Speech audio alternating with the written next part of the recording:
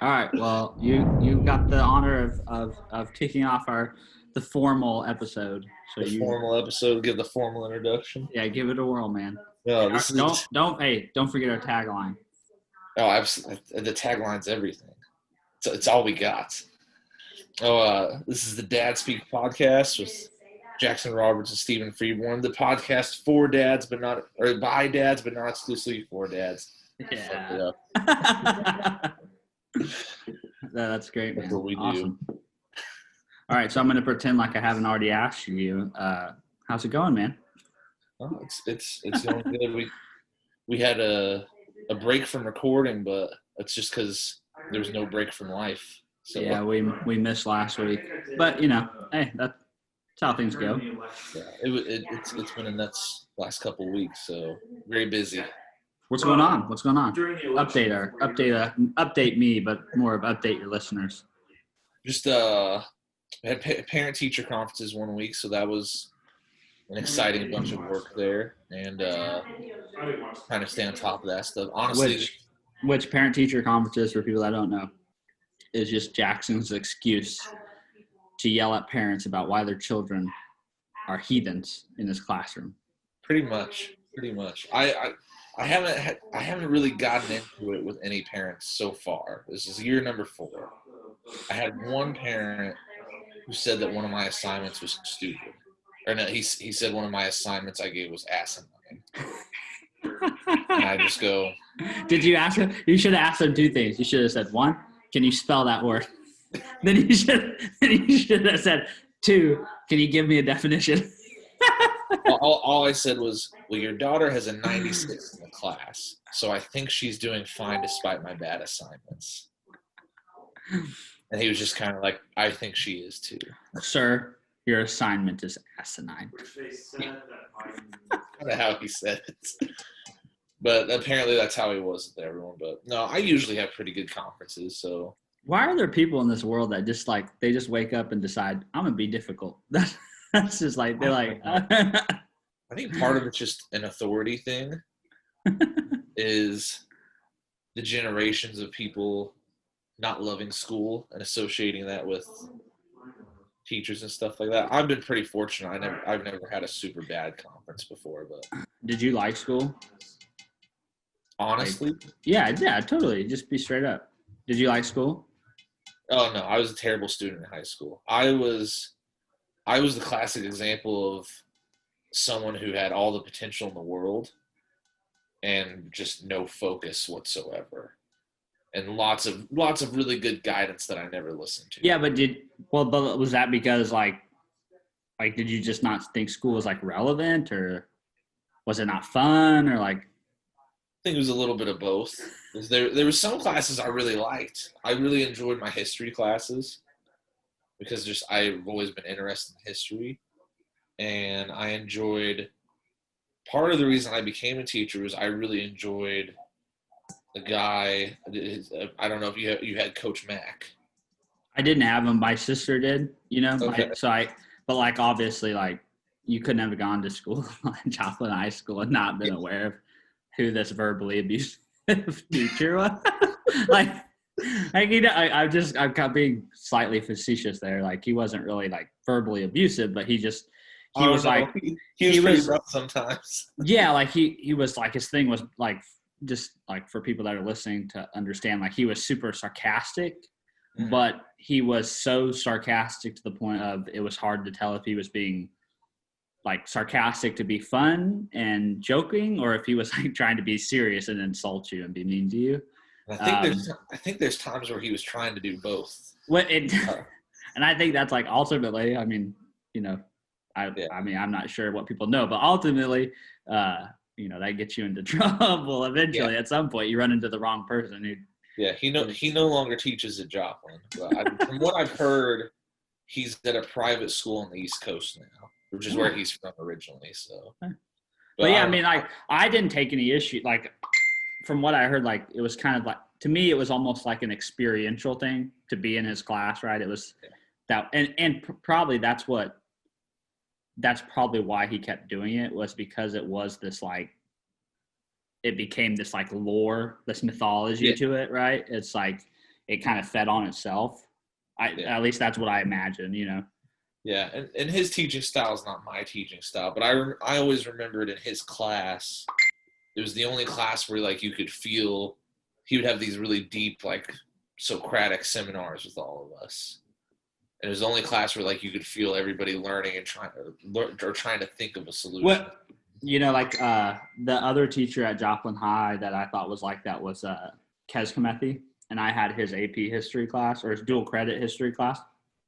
And I loved that class, and I thought a lot of people kind of felt the same way about him, very mixed emotions. Like some people thought he was either way too serious and way too much of a hard ass, so to speak. But I really enjoyed his class. Like I thought he was very engaging, and it was very stimulating, and it was sort of like preparing you for that next level of education that you were probably going to encounter if you did go on beyond high school. But he had kind of a similar style where he could rub people the wrong way. He just didn't put up with a lot. See, that right there is kind of a good metaphor for me as a student. Was I definitely could have taken his classes, and I think I would have been pretty successful, but I had no desire to put forth the effort to do that. Not until I really got into college did I really. I think that's probably part of like the education system is such a fixed system, right? Like it doesn't really account for people blooming maybe intellectually, so to speak, at different ages, or becoming interested, in things at different motivated points. Yeah, we definitely have a system, and I mean I'm speaking as someone on the inside. The inside. This is like one day this will get out there and there'll be like a news article that says like education insider slams public education. Dude, I slam public education every day. No, they let me teach it, so I'm going to talk about it. No, it's definitely a system in which try to think of how I want to say it. We try to promote creativity, but at the same time, we're trying to promote creativity inside very rigid parameters. Oh yeah, and a lot of that is just kind of the nature of the beast, as far as like having to show performance and all this stuff. You can't really show creativity in an objective way. Yeah, it's just the scale, right? It's the scale and the nature of it. It's just there are constraints that are beyond anyone's control at this point. Yeah, I really enjoy.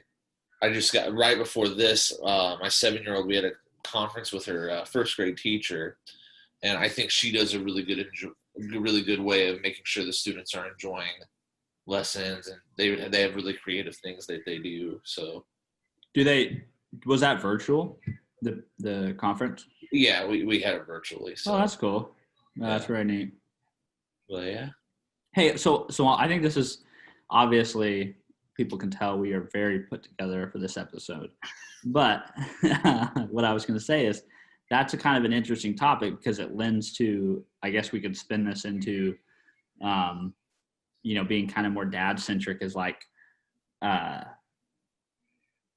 do you apply that to your kids? Like in terms of like, how do you portray the importance of education to your children, whether, and what is education? How do you feel about public education? How do you have you've already got a school age kid, right? So you're already navigating that channel, and I've obviously got my, at this point, what are just essentially theories and thoughts, but, I don't know. It's like, how have you guys approach that, especially for someone like, kind of like what you talked about, how you would approach school and your experience. How do you go about channeling your kid in a productive way towards their own education? It's been a really interesting journey for us because, and part of it is just, our oldest Hayden has had such kind of a unique journey, whereas like if you don't know her backstory very well, her biological mother doesn't have any contact with her anymore. It hasn't for like 2 years now. And before that, she was really struggling, like in kindergarten and preschool and stuff like that. When she would come home from weekends with her bio mom and like really be struggling. And about halfway through kindergarten was when she cut off ties.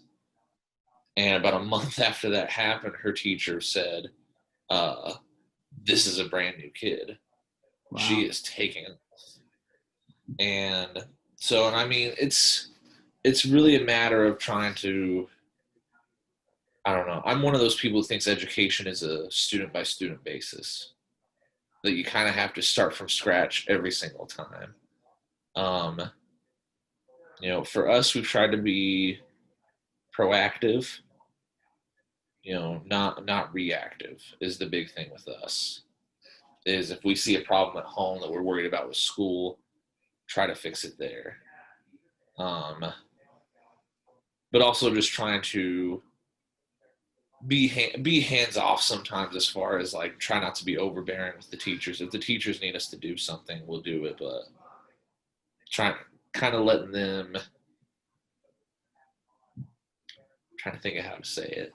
No, I think that's a difficult, like, just in my, like I said, I don't want to, you're obviously speaking from a deep place of authority in terms of like, you're actually in that world as a practitioner, but then you're also speaking, Mr. Freeborn. You're speaking from a place of like, you have a kid in, going through that, right? You're actively, and so everything I say, I preface it by saying this is all just theory at this point, but like, to me, that seems like the hard line to walk. Is like, to me, it's like with education, it's the system is what it is. Like, not one person is going to move that big of a thing.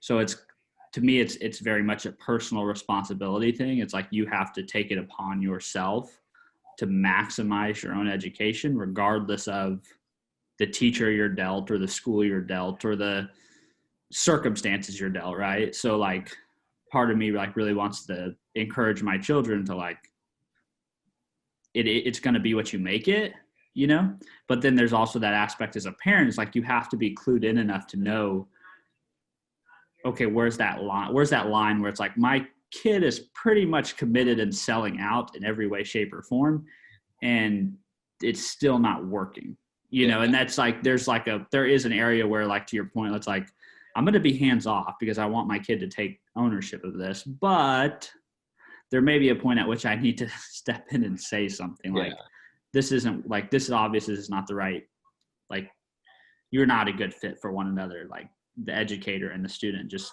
don't, like, I've heard like, and I've also heard like my one of my organic chemistry teachers in college used to say, like, there is this curse of knowledge, and there probably is like some limitation for a certain level of genius to be able to teach somebody who is not quite at that level of genius. You know what I mean? It's kind of like, if your understanding or your capacity is so much greater than the person you're trying to educate, it's going to be very hard to accomplish, right? Yeah. So and you find that very much at the college level.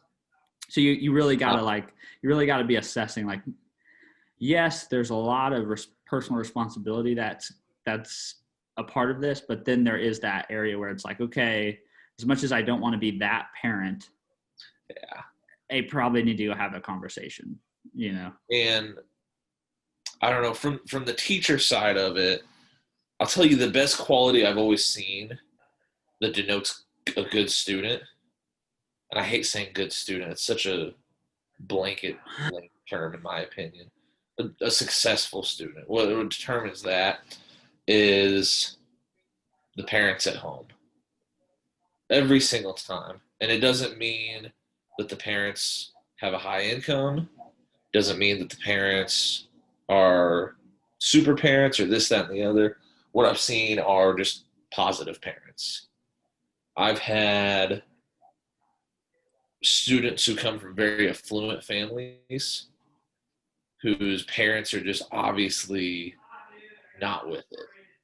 And that's why their students are not with it. And I've had students come from very low income, struggling families where I had one girl. I loved her so much. She was awesome. She never hardly talked, but straight A student, got everything done, just perfect behavior. Mom and dad come to parent teacher conferences, and frankly, not great clothing. You could tell economically struggling, and they were both like, "Yeah, neither of us finished high school, but she is fantastic. So we don't know where she got this from, but we love it." And they were just such kind, positive people. I think it rubs off, right? Yeah. You can get into all the technical, should you do this, should you do that, and I'm sure we will. But the biggest thing I've seen is just positive influence. It's interesting because like a lot of so many things in life are kind of like that. Like there's 20% of things you need to do that are going to have about 80% of the impact, right? Like you're talking about, just be positive, be kind, teach them to have enthusiasm, teach them to be excited about things. Like that's very like few things, right? But that's going to give you the most ROI. Yeah. And any of the extra, the other 80% of technical things that you may concern yourself with, the return just drastically diminishes on the other side. Yeah. And that's why I tell Kelsey that like a lot. Like I always tell her like there's a lot of things that like, I'd like my kids to be and do and stuff. But like most importantly, like I just like, I want them to be kind. I want them to know right from wrong. I want them to be happy. And like if those things, if we can make those things happen, like I believe the majority of the other stuff is just going to kind of take care of itself, and like I think from a parenting perspective, since based on what you said or based on your experience, it's like that's kind of empowering from a parenting perspective, because it's like I don't have to be a genius. I don't have to know algebra. I don't have to understand where a comma goes in a sentence. Like, but as long as like I'm engaged and I'm encouraging and I'm upbeat, I can have a positive impact on how my kid engages, like in their education. Yeah, absolutely. I'm telling you, I had, this is my old school district, so I can talk about this now. I had a parent come in with a hat that had like spike ears coming out of it. But I tell you what, his student, straight A student, and he was sitting there, he was just like, and he was just like, "Yep, she loves school." She goes, and he straight up middle of parent teacher conference, "I fucking hated school, but she loves it." So, that's one of the things. Like that's one of my biggest loves in life is like incongruency. Like I love that. Like I love the Arnold looking bodybuilder that's like a wizard at organic chemistry. And I like the nerdy computer programmer that can like run a 4.5/40. Like I love those incongruencies where it's like intuitively you would think that those things don't align, but they do. Like they're all in the same person. For like that dad, like you would see him on the street and you'd think, well, there's a guy that's not raising productive members of society, right? But then he's like walks into parent teacher conferences and he's like, I think her education is the most important thing in the world. You know what it is? It's like so incongruent. I love that. Like it's just it's so nice to see like when people are just so multi-dimensional, so very has more than one dimension to them. I feel like I get that as like a funny reaction sometimes if I meet someone I don't know at a party, because if you know me outside of my work, I'm just like this loud kind of inappropriate person all the time. And then they're like, "What do you do for a job?" I'm like, I teach children. You see like this mix of horror come over people's faces. It's like, really? It's like, yeah. That was the government's idea. It's the greatest thing ever. Like I love it though. Teaching's such a great thing. I love it not only for the job itself, but it's one of those things. I tried to look for a lot of blessings during quarantine, and one of them was we did school with Hayden, and I figured out that I made the right decision not to do elementary school because that was not my wheelhouse. But on the other hand, we had a lot of really cool experiences together doing school, where, and not all of them were always fun, but we did things like, one of her interests is she loves animals. Like, I got her a book one time. It was just a random book I found. It said the Boys Book of Salamanders and Lizards. Her favorite book.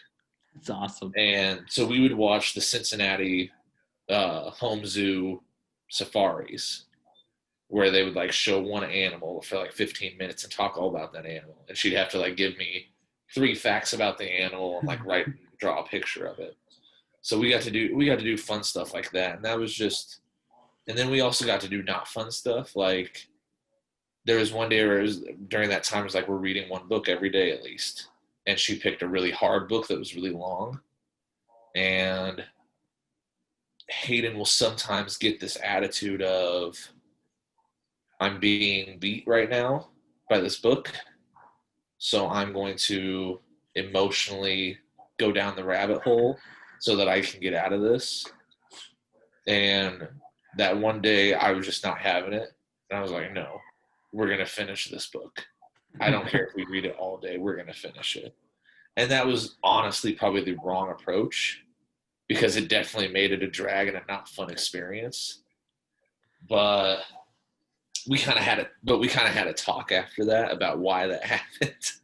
And we were best buddies again after that. So, hey, you're building character, man, right? Like, building character. We'll see, said the master. That's just what parents say whenever they go off the deep end. We just say, we're building, it's like your dad's beating you and you're like, I'm just building character in them, just. We wanted to raise wussies named Dr. Quinn and Medicine Woman. Yeah, it's funny. Cal's pretty early on in his schooling, but like, it's funny because like you can always tell when he's like ready to move on from whatever Kelsey's trying to teach him, because he just starts kind of like spouting random nonsense, and that he almost after everything she says, he's like, and are we done yet? Are we? Like a little tweaker, like he's so ready to. Is he 4 or is he 5? He is 4, turning 5 in July. Okay. I knew he was 1. I knew he was right there. Well, our plan is to start him in kindergarten in August, this coming August. So he's, we thought we'd get prior to the pandemic, we thought he'd get a kind of like a solid year of pre-K under his belt, full days and stuff, but obviously that hasn't happened. So we're trying to replicate some aspect of that at home. And I guess that's one thing, like, it's been kind of cool to see is like, you think of education as being this very like rigid, fixed thing. Like, I go to school from 8 to 3 and that's school, that's education. But like doing this at home with them, it's kind of been enlightening to see like just about everything is almost somewhat of especially at their age, it's like everything is somewhat of a window into an educational opportunity. It's like there's just so much, like, not ignorance in like in a bad way, but ignorance in just terms of like they just don't know. Like, there's just everything around them is just one big mystery in so many ways. And so like we were, this is like, I don't care what anyone's politics are, but like we were watching this, the election playing out that's going on. And, like immediately, of course, he's like, what's going on? Cause, he doesn't understand. And then it just leads into that path of like, what are we doing? Well, we're picking a president. Why are we picking a president? What's that about? Who is the, everything is this educational question I ask every day. Yeah. Well, fair enough. Why are and we that, picking a president? and that's just like, it's fun because you can really turn like, I've really thought that's been cool because he's very like motivated by video games right now. So it's been kind of fun to like, he'll play Minecraft and he wants to write things, like he wants to put labels on stuff. Yeah. And so that is an engaging way to be like, okay, well, let's spell, let's like talk about letters. Let's like, this is how you write your name. This is how you spell this word. And he's motivated to do that because he sees an application for it. He sees how it's relevant in his world, and it's not this like abstract, rote concept, And I think that goes back, like kind of my overarching theme, or at least in my own personal life with education, it was like, it started from my parents, because there was definitely onus placed on us, all my siblings, by our parents, that like school is important and you will do good at school or there will be consequences in your home life. You know what I mean? Like so it was kind of like you did school out of necessity because you wanted your freedom. And, and that kind of translated to like this expectation of like, regardless of the circumstances of your education, it's still on you to figure it out. Like we expect a certain result. and like I like in college, it's a very distinct experience that illustrates this. I had a calculus class my sophomore year of college, and it was one of those things like I just needed to take this damn calculus class to get my major for whatever reason. Like I didn't like, even the physics class I took wasn't calculus based physics, but I had to take a physics math class for my major. And no other time in my life am I ever going to use calculus. I'm not trying to be an engineer. I'm not trying to teach it. Like, you know, doctors don't even use calculus. And at the time, that's what I thought I was going to do, was go to med school. You know, why there's calculus on the MCAT, I don't understand. But basically, I'm off on a tangent here. But it's all right. The point being, like, I had this teacher that was from Mr. Liu was his name, and he was a Chinese national, you know, nothing wrong with that. Super nice guy, very, very nice teacher, more than willing to help you. The problem was, though, like, he wasn't a native English speaker. He had a very strong accent. He omitted a lot of words from his sentences that would make his sentences actually like ring true. And that made it very difficult to learn in his class. So, but like, no one was coming to save me. Like, this was the hand I was dealt.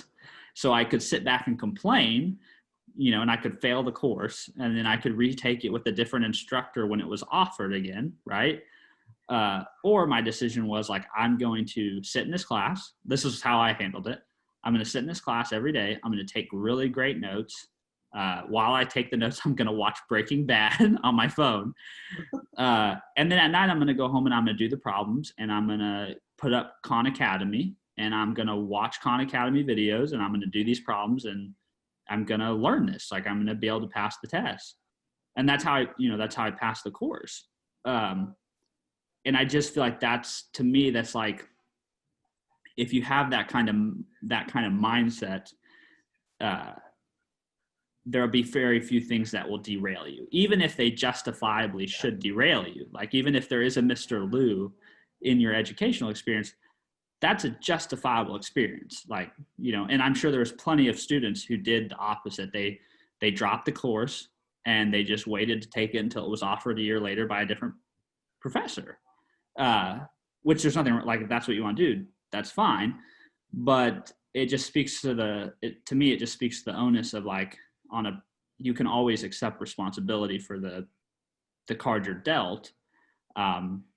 And people are capable to learn what they want to learn. Like, if you apply yourself, you know, you can make it happen. And that's hopefully the mindset I want my kids to take, is like, your education is up to you, and you're going to get out of it what you put into it. Like, that's kind of the short, because they're just, not every teacher is going to be a rock star. Just like not every doctor is going to be. That's just not the way the world is. It's just, so if that's what you're betting on, or that's what you're depending on, is like every teacher to be exactly the right fit for you in order for you to succeed, I think hope is a bad strategy. It's a bad one. We do quite a bit of, and this is stuff I do in my own classroom. This is what we've really tried. We had conversations and like have made huge efforts with Hayden with, is doing a lot of growth mindset stuff. Oh, dude, you're speaking my like religion. Like, Carol Dweck, have you read that book? Yeah, Carol Dweck. Oh man, she's like a hero, dude. That woman is like, to me, she's literally like the person who like, you know, people say like, are we living in a simulation? Like don't necessarily think we're living in a simulation, but if there is really like code going on behind this reality, Carol Dweck like exposed it. Like that's the code, right? That's the cheat code. If you want to be able to stop a bullet in midair, you need a growth mindset. That's She like it's just simple things. Simple things is understanding that mistakes are where you learn. Like with Hayden, kind of what we gave I talked about earlier. She made a mistake. You know, she'd often get upset, cry about it, and I would just be like. And so finally, we switched over to the idea of if you're making a mistake, that's okay. You're gonna fix it, and your brain is literally growing and becoming stronger. 100%. Yeah. There was one day where she we did math problems and she missed a lot. And she just goes, "My head's gonna get really big today, Dad." I'm just like, That's you're damn right it is. Yeah, dude. And it's like my our kid, our oldest, he's Fortnite's his video game right now. And like when he loses, he'll be like, oh, "I'm bad at this game," and I'm like, "No, dude. Like you're only gonna get better by losing. Like that's the key. Like you got to keep getting reps, more reps, more reps, more reps. You know that's." And also helping them understand that stop thinking of things as like tests. There's not finality. It's not like this isn't like writing you off in one thing forever, right? And that tends to be though how we think of things. Like I either pass or I fail. Yeah. And Hayden will say stuff all the time. I talk to my students about like the power of yet. And Hayden will every now and then drop one of those. Well, I'm just not good at that yet. And I'm just like, that's a good way to look at it. And I tell my students, I have students, so I do special education and I do a resource history class. And a lot of those students will be like, I'm just not good at this, Mr. Roberts. I'm like, no, you're not good yet. I love that. And we work a lot on that stuff. And it's a lot more subtle once you get to the high school level. But we do it at home, but also that's one of the reasons I like her teachers. Her teacher does a lot of that. You know, though, here's kind of like the counter, like to just because like a lot of people, you know, you would think, well, why doesn't everyone think like that? Why doesn't everyone think they have this infinite capacity to tackle anything, to do anything? What's funny about that is like once you start to believe that, all of a sudden there's no place to hide. Yeah. You know what I mean? It's almost scary to embrace that because then you can't say things like, you can't say, well, I'm just not good at that. My brain just doesn't work like that. Or I just, you know, I don't just see things like that. And it's like, that's scary because those are a lot of things we use to protect ourselves, to protect our ego, to protect our insecurities, to hide our insecurities, to avoid putting in the effort, like that we use these things to protect ourselves. And the minute like you start using the power of yet, it's like, oh, well, now I don't have anywhere to hide. Like, I'll give you a great personal example is from a young age, I've struggled with math. And by the time I got to middle school, I just knew that I couldn't do math very well. So I walked into every single math class defeated. And I was like, well, I'm not going to learn here. Like, there's a switch broken somewhere. And as I've gotten older, I realized, no, that was just kind of an attitude I placed on myself. And I think you're 100% right. I think that was a safety place. Because like, even with my parents, I would have bad math grades. But if I came home with a C, it'd be like, look at you, Jaxon. Look at you moving up in the world. And I think that was, I agree 100%. I think that was kind of a safety place as far as. And not to mention, then you've got nothing to lose. Yeah, and absolutely. There's nothing to fear to lose because you're like, well, I'm not good at this, so it's going to suck anyway. So it's like, oh.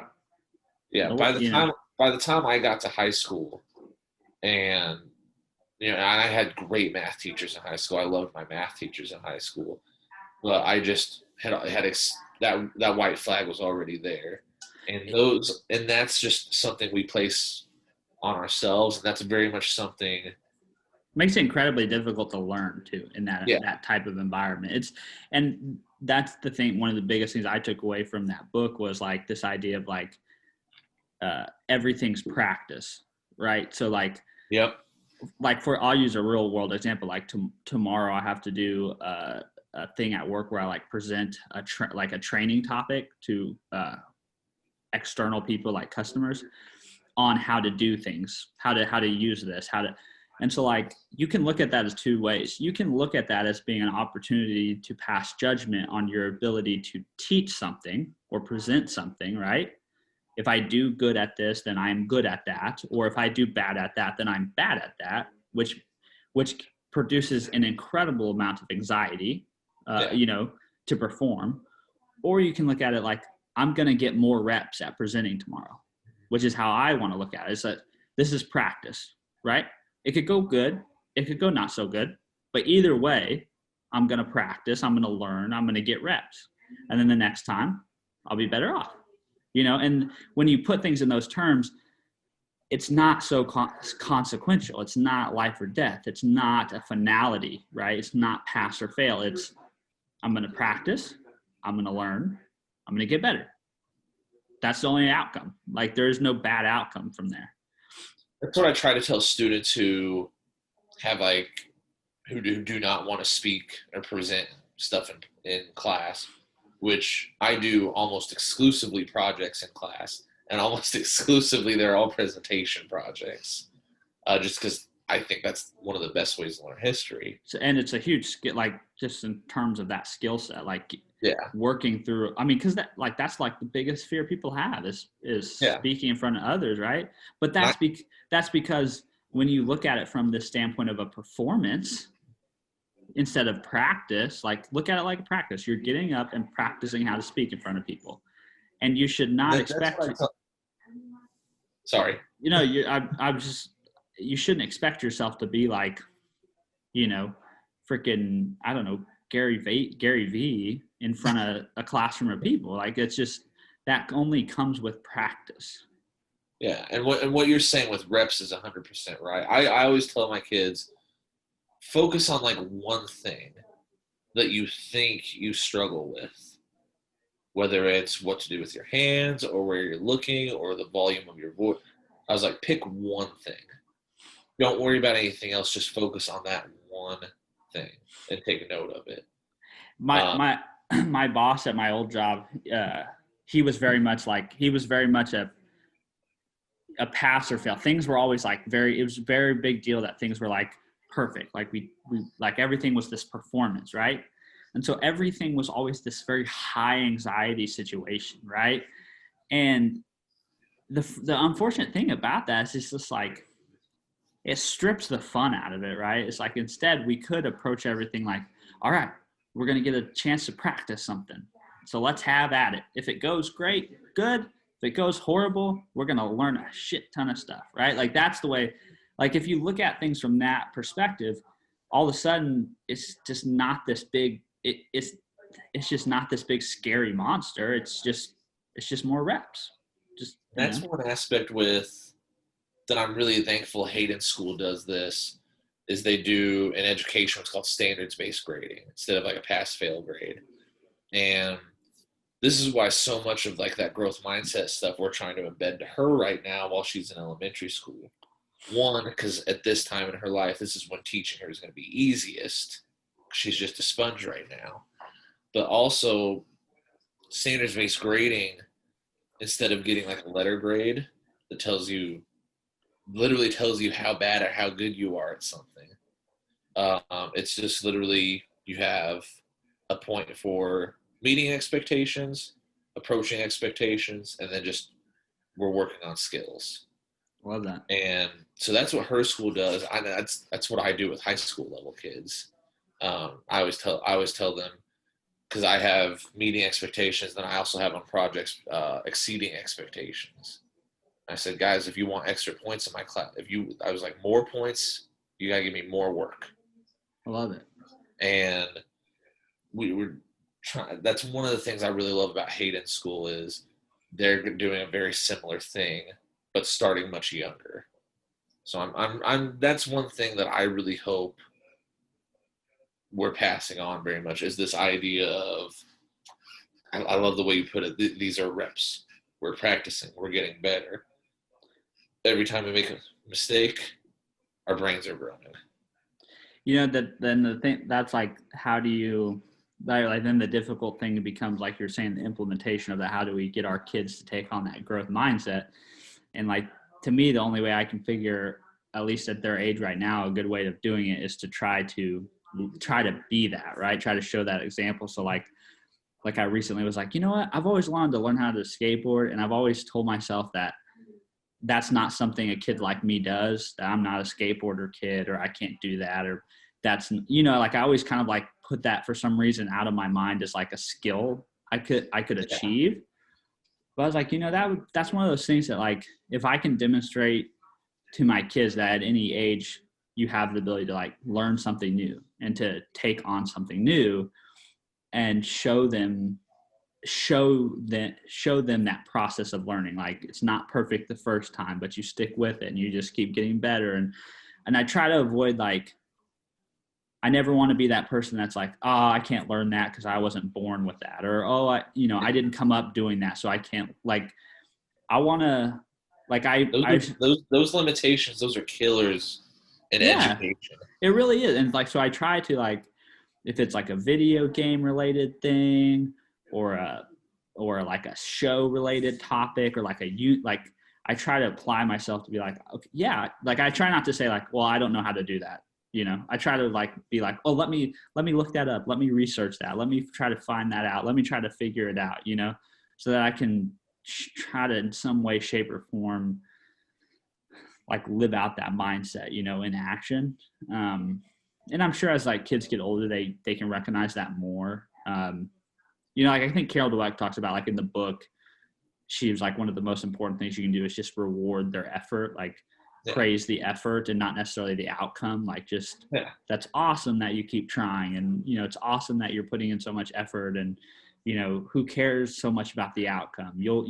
And that's like, like when it comes to like coaching clients on nutrition and exercise and things, I try to always tell them, I'm like, look, if you keep doing this, your success is an inevitability. Like, if you keep practicing, if you keep trying to learn how to eat to accomplish your goals, practicing how to exercise to accomplish your goals, there is no world in which you are not successful. It may not take 2 months. It may take 10 years, but there is not a world in which you spend every day or every week trying to improve on something and you don't get better at it. That doesn't fucking happen. Like, it's an inevitability that you're going to unlock this, and you're going to get better, and you're going to learn more.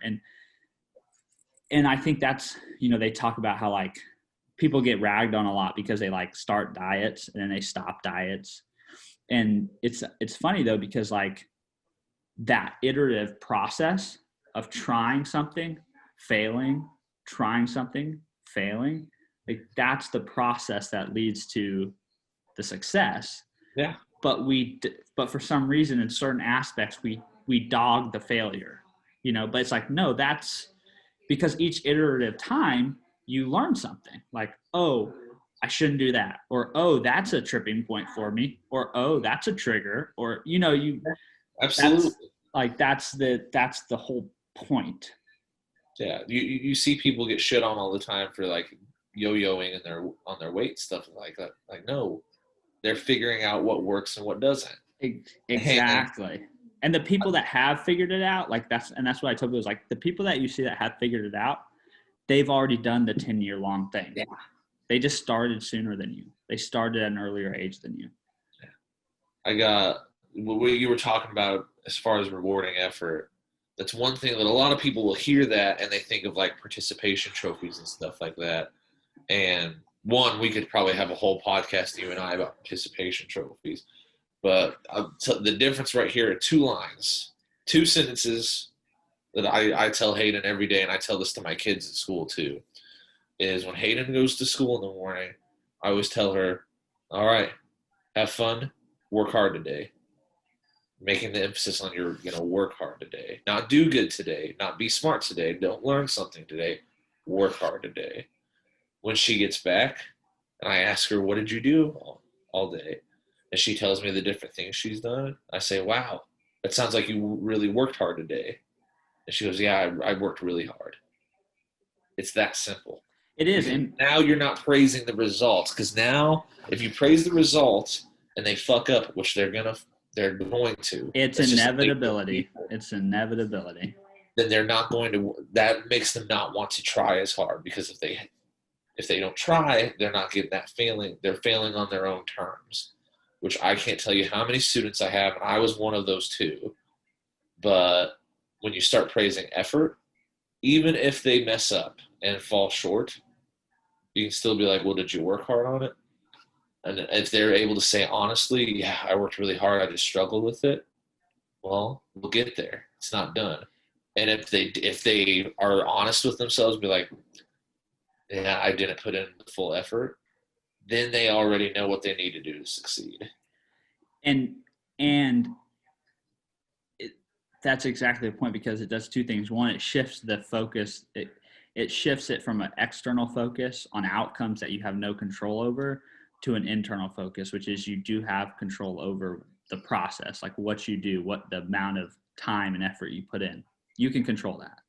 The stuff that happens afterwards, absolutely, that, let that be what it is. And then the second to that is like, you can then hang your hat on that. Like that's kind of the idea of like dying on your own sword. It's like, if you practice your butt off and you lose, like the other team just beat you. They're just better. You just need more reps. You got to get better. Like, but at least you can like hang your hat on that. It's like, I worked my tail off. There was nothing left on the table. And that's kind of like tomorrow, like when I present, like I've practiced for 15 minutes. I've practiced my demo for 15 minutes every day. Every day at the end of my workday, I've practiced. And so tomorrow, no matter what happens, I can hang my hat on the fact that I prepared. So when I show up, good or bad, I've done what I think I could possibly do to put myself in the best position to succeed. And regardless of the outcome, I can live with that, right? And it goes back to like, what can I do, right? Like, what can I do? As long as I focus on that and I'm happy with it and I feel content with it and I'm satisfied with it, like I can go to bed at night and feel good. I think the most important thing you said there, the thing that stood out the most to me, was kind of what you were hitting back on at the end there, was there's things that can happen that we do that are way outside of our control. There's outcomes. And it's kind of what you talked about at the beginning. Not all teachers are rock stars. And even the rock star teachers are not rock stars all the time. I've had plenty of days. Like, I consider myself a pretty good teacher so far. I'm off to a decent start, I think. I've had plenty of days where I have not had it together. Plenty of days. And my students who show up and do the work independent of whether I'm on my game or not, those are the ones that are going to succeed. And our kids are the same way. And so much in our society, we shift blame to external forces that we can't control. It kind of goes back to one of my favorite quotes from Marcus Aurelius, where he talks about, today I'm going to deal with unreasonable people who curse at me, who scream at me, and are just out of their minds. Paraphrasing. But I know that what I'm doing is going to succeed. We sit there and we blame teachers and we scream at the umpire and we complain about an election process. But at the end of the day, and all we're doing when we do that, are responsible for them, not ourselves. And when you do that, you're just giving away all the power you have. Like you're just handing it over. Like, here you go. Yeah. It's unfortunate. And I guess that's the heart of Carol Dweck's point with the growth mindset, is like, when you say, well, I'm just not good at math. Well, you just handed your power over to some mystical being that created you. Yeah. It's like, why'd you do that? You know what I mean? Like, why? Never being good at math again.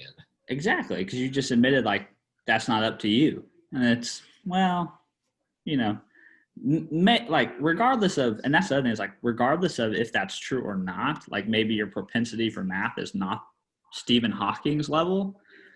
Why do you want to give up that power? Like, why would you want to not exercise your right to your ability or your power to like be the best you can at something?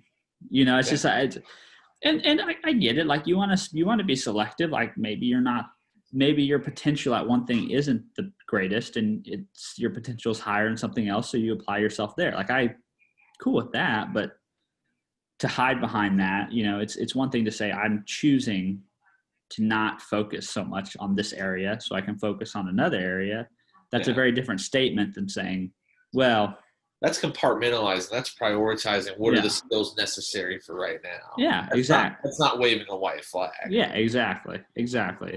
And it's so much easier said than done, but it is kind of like Matrix level superpower if you buy into it, right? It is kind of like I can fly if I want to. Like it's like, I mean, I'm exaggerating, but like it is kind of to me it's inspiring at least to think of things in those terms. And I've been guilty of it myself. It's one of the reasons I love my wife so much. We got married and I had 1 year of college left, and I had a class where I really was not giving it my all, and I started complaining about the teacher. Well, he has it set up like this, and it's stupid, and I hate it, and it's awful. And Gabby just straight. For those of you who don't know my wife, very no BS, to the point person. We're not going to solve this. Why are you talking around in circles when we can get straight to the point here? And she just goes, well, are you going to do something about it, or are you going to throw yourself a pity party? And when she first said that, I was kind of taken aback. I was like, I'm not throwing a pity party. But then the more I thought about it, I was like, well, you should have been like, well, you should have been like, well, no one invited you, so you can just butt out. This is my pity party. No, but the more I thought about it, I was like, she's 100% right. I was like, why? And it boils down to, I think, attitude-wise, you tend to see two types of people. And I know which one I want to be, and I know which one I want my daughters to be.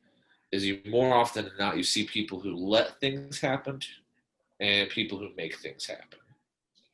And I think that kind of goes with that growth mindset that we give to kids, is those who are kind of content with where they're at and are happy with those limits, which, I mean, if that's your thing, that's your thing. There's plenty of very successful people who have accepted, I was born into box A, or I was born into box B, and that's where I am, and that's where I'm happy.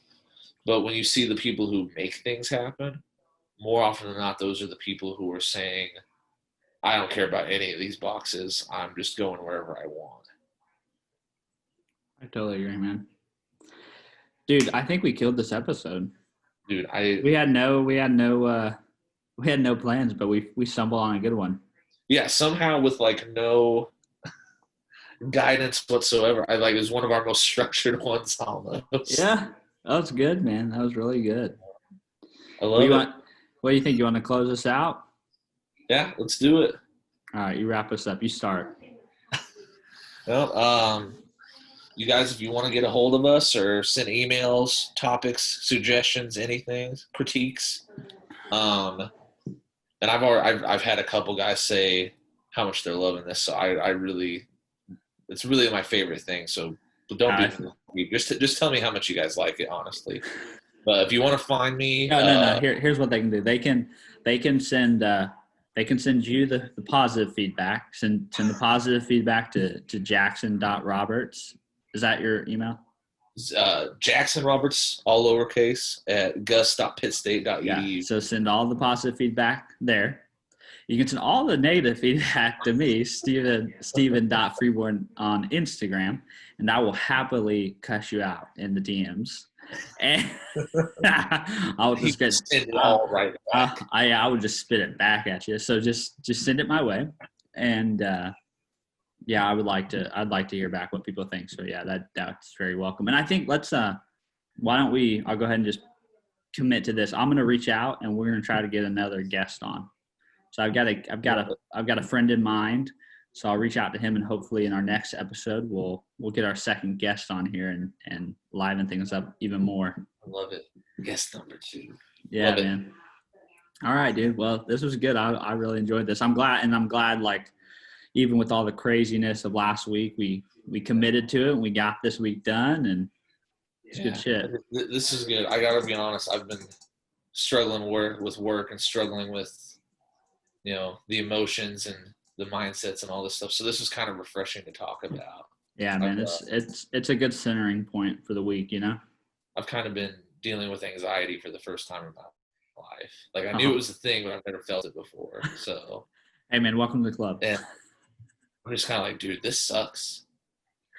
Yeah, So. that deep. I find that my anxiety largely is driven by a desire to control. Right, it's the desire to control how things are going to happen. And I see that in my mom a lot. Like I see my mom is such an anxious person. And so much of that is driven by the uncertainty in life, that I think that's a lot of mine is there's so much out of control with me right now as far as work goes. Yeah.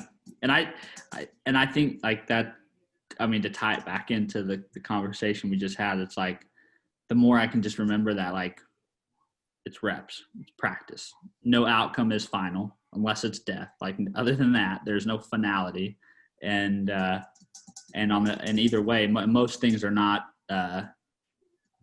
unrepairable. You know what I mean? It's like the worst fear that you could have, is really probably not that. Like, I can't remember if it was a Stoic philosopher. I want to say it was a Stoic philosopher.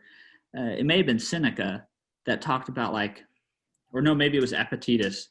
He basically was like, play out the worst scenario. Like if your worst scenario is that you lose your job, become poor, are homeless, and no longer have money to buy food or something, his theory was like, well, you know what? You should spend a week like that.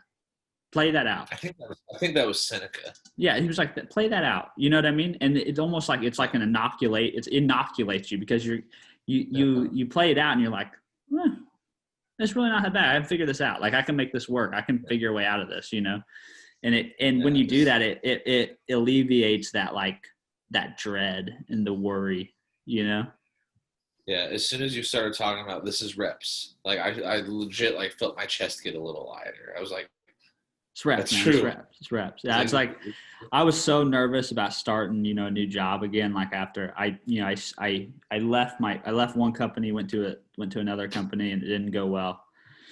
And then went back to the first company I was with, and then had another opportunity for another job, and the one I'm currently in. And I was so worried about making that change again. It's like you have a bad experience once, and you get burned, and you're like, oh man, I just, and in the new job, like it was learning a lot, like still trying to understand and comprehend a lot of new knowledge.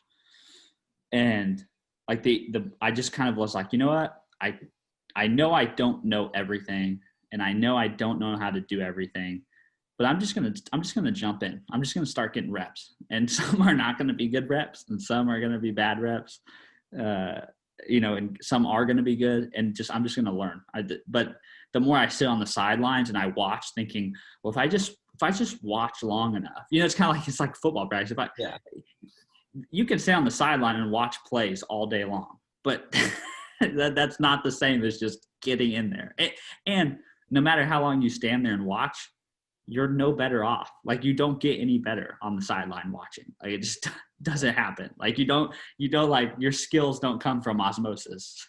Yeah. I think that's the big thing I'm struggling with right now is just because doing special ed for the first time, there's so much I don't know and there's so much I'm trying and I feel behind and I feel like I don't have it.